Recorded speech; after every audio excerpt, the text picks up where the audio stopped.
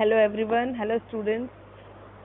Second book of economics of class 12, that is Indian economy आज हम start कर रहे हैं.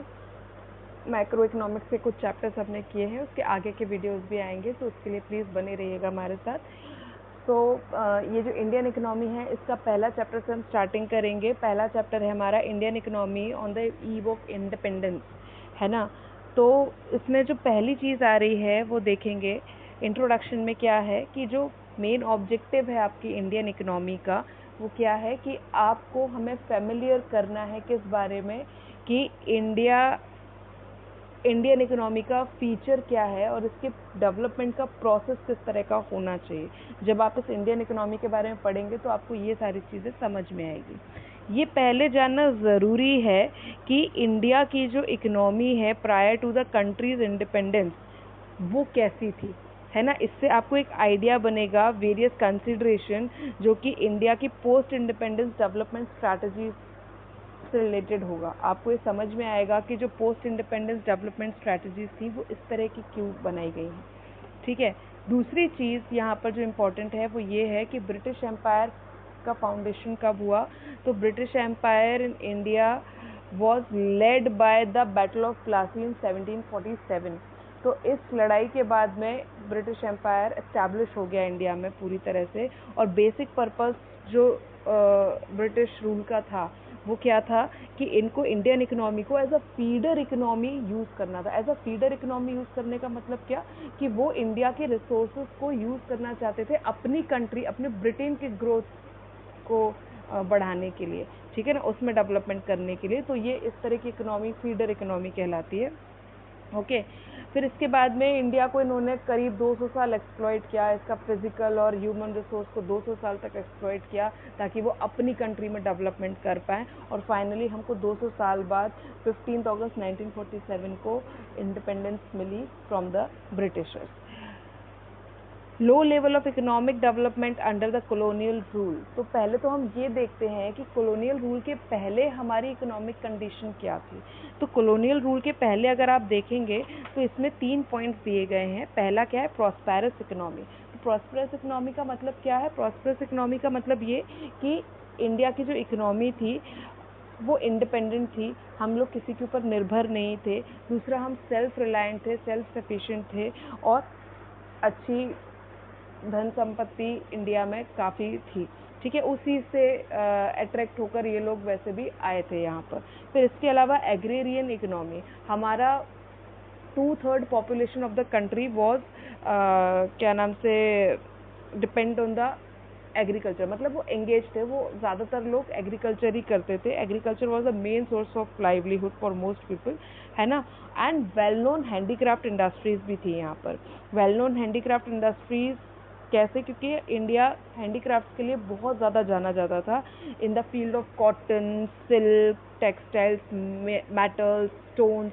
तो इन सब के लिए इंडिया वर्ल्ड वाइड बहुत जाना जाता था, है ना. इनका रेपुटेशन अच्छा खासा था. इनके हैंडीक्राफ्ट की जो फाइन क्वालिटी होती थी, जो मटेरियल यूज़ करने की, तो ये चीज़ें पूरे वर्ल्ड वाइड नोन थी. तो इसलिए हैंडीक्राफ्ट इंडस्ट्री इंडिया की काफ़ी अच्छे उस पर थी, लेवल पे थी.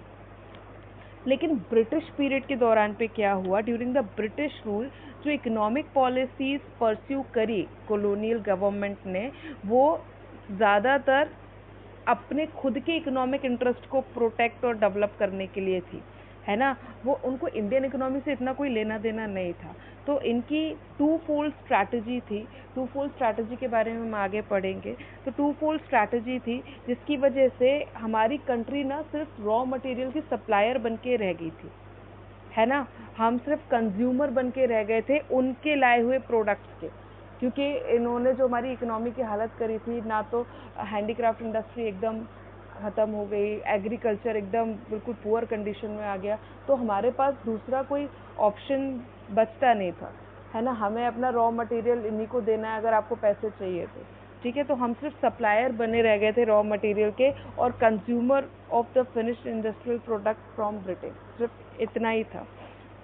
नेक्स्ट देखें तो status of different sectors of economy during the colonial period. तो सबसे पहले तो कौन कौन से सेक्टर्स थे मतलब हैं जिनके बारे में अपन पढ़ने वाले हैं। तो agricultural sector, industrial sector, foreign trade, demographic condition, occupational structure and infrastructure. हम ये पढ़ने वाले हैं कि during the colonial period in सभी सेक्टर्स की क्या स्थिति थी, क्या कंडीशन थी। तो सबसे पहले हम बात करेंगे एग्रीकल्चरल सेक्टर की। तो during the British period the condition of Indian agriculture was not at all satisfactory, in fact it was very stagnant. Stagnant means वो बिल्कुल ठहरी हुई कंडीशन थी उनकी, वो डेवलप नहीं कर रहे थे बल्कि पीछे ही जा रहे थे।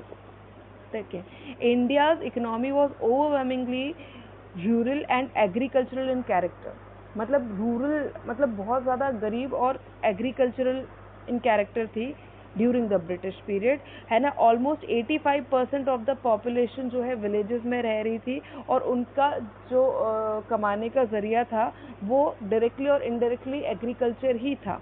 तीसरा क्या कह रहे हैं, country was not self sufficient in food and raw material industry, raw material for industry, even when this large proportion of population engaged in the agriculture। इतना बड़ा population agriculture में engaged था, लेकिन इसके बाद भी हम लोग food and raw material में self sufficient नहीं हो पा रहे थे। तो ये status था during the British period agricultural sector का। अब इसके रीज़न क्या क्या हैं, तो सबसे पहला रीज़न क्या है, land settlement system. Land settlement system के बारे में हम पढ़ते हैं। लैंड सेटलमेंट सिस्टम क्या है, लैंड सेटलमेंट सिस्टम हमारे पास में आया विद द इंट्रोडक्शन ऑफ जमींदारी। एक सेकेंड,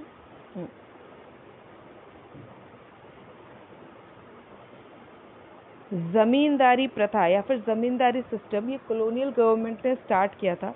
इस सिस्टम में क्या होता था कि जितना भी प्रॉफिट आपको किससे मिले, खेती से या एग्रीकल्चर से मिलता है, वो आपको उसका एक हिस्सा, अपनी खेती का एक हिस्सा ज़मींदार को देना पड़ता था इन द फॉर्म ऑफ लगान। लगान के फॉर्म में आपको अपनी खेती का एक हिस्सा ज़मींदारों को देना पड़ता था।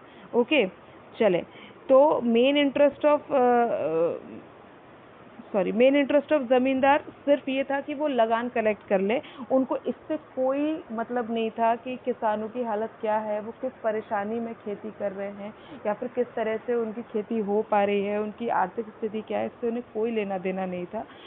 Dates for depositing specified sum of लगान टू द ब्रिटिश गवर्नमेंट वो भी फिक्स थे, मतलब आपको इस डेट तक लगान देना ही देना है। तो वो और ज़्यादा उनको प्रेशराइज करते थे इसके लिए कि उनको उस समय तक लगान चाहिए ही है, और अगर वो उस डेट तक लगान नहीं दे पाते थे तो ज़मींदारों को जो राइट्स दिए जाते थे, ब्रिटिश सरकार जो भी राइट देती थी ज़मींदारों को, जितनी भी फैसिलिटीज़ अमेनिटीज़ प्रोवाइड करती थी, वो सारे राइट्स उनके ख़त्म हो जाते थे। तो ज़मींदार जो है सिर्फ इसके लिए उनको प्रेशराइज करते थे कि भाई उनको लगान दे दिया जाए ताकि वो ब्रिटिश गवर्नमेंट को एक फिक्स डेट पर जाके दे दे।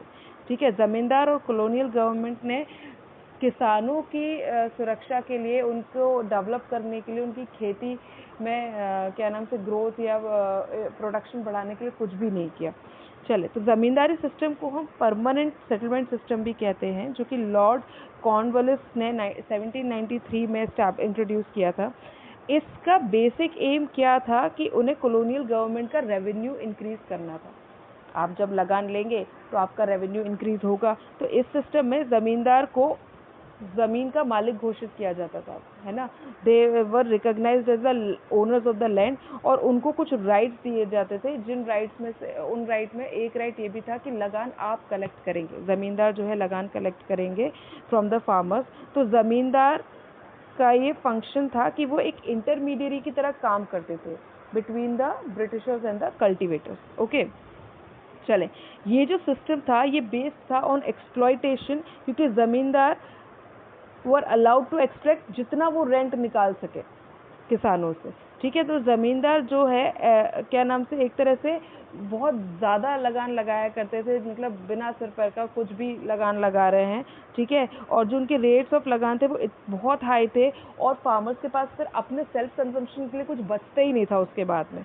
इसकी वजह से फार्मर्स इकोनॉमिकली और फाइनेंशियली वीक होते जा रहे थे। ज़मींदार सिर्फ और सिर्फ ब्रिटिश गवर्नमेंट को खुश करने में ही बिजी थे, उनको इसके अलावा कुछ नहीं करना था, क्योंकि उनको पता था कि अगर वो लगान नहीं दे पाए तो उनके सारे राइट्स ब्रिटिश सरकार छीन लेगी। तो भाई आप तो कैसे भी करके लगान लेकर आओ। तो हमारा एग्रीकल्चरल सेक्टर में स्टैग्नेशन का एक बहुत बड़ा रीज़न लैंड सेटलमेंट सिस्टम भी बनता है।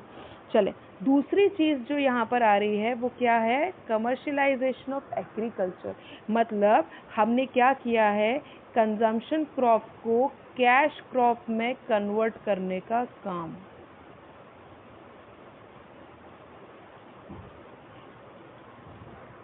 कमर्शलाइजेशन ऑफ एग्रीकल्चर का मतलब क्या हुआ कि हमने फूड क्रॉप्स को कैश क्रॉप्स में बदल दिया। अब जो आप खाने के लिए उगा रहे हो उसकी जगह पे कैश क्रॉप्स आप खा थोड़ी सकते हो। कैश क्रॉप्स मतलब ऐसी क्रॉप्स जो इजीली मार्केट में एज अ रॉ मटेरियल बिकता है।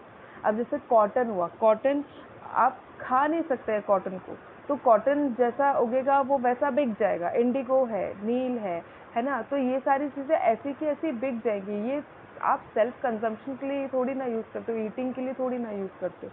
तो भाई क्या कह रहे हैं, commercialisation of agriculture means production of crops for sale in the market rather than for self consumption. आप उसे खुद के लिए यूज़ नहीं कर रहे हैं, आप उसे मार्केट में सेल कर रहे हैं। तो during the British rule farmers were given higher prices for producing cash crop. Farmers को कैश क्रॉप के प्राइस ज़्यादा देते थे ये लोग, ठीक है। और जैसे कॉटन हो गया, जूट हो गया, इन सब के प्राइसेस ज़्यादा मिलते थे।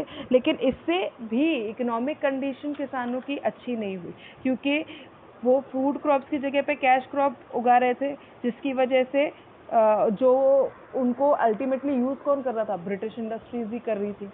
तो ब्रिटिश रूल जो है उन्होंने क्रॉप्स को फूड क्रॉप से कैश क्रॉप में भी चेंज किया, जिसको हमने नाम दिया कमर्शलाइजेशन ऑफ एग्रीकल्चर। देन इसके बाद हमारे पास जो नेक्स्ट आ रहा है वो है लो level of productivity. Low level of productivity किस बारे में बात कर रहा है, आप जो खेती से होने वाली पैदावार है, जो प्रोडक्शन है, वो क्या होती जा रही है, लोअर क्वालिटी की होती जा रही है और क्वांटिटी में भी कम होती जा रही है। Low levels of technology, lack of irrigation facilities and negligible use of fertilisers, इसकी वजह से जो प्रोडक्टिविटी का लेवल था वो कम होता जा रहा था। जो कल्टीवेटर है had neither the means nor any incentive to invest in agriculture. ना तो उनके पास इतना पैसा था, ना कि वो एग्रीकल्चर में इन्वेस्ट कर पाते। Zamindar had no roots in the villages while the British rule spent little on agriculture, technical और mass education।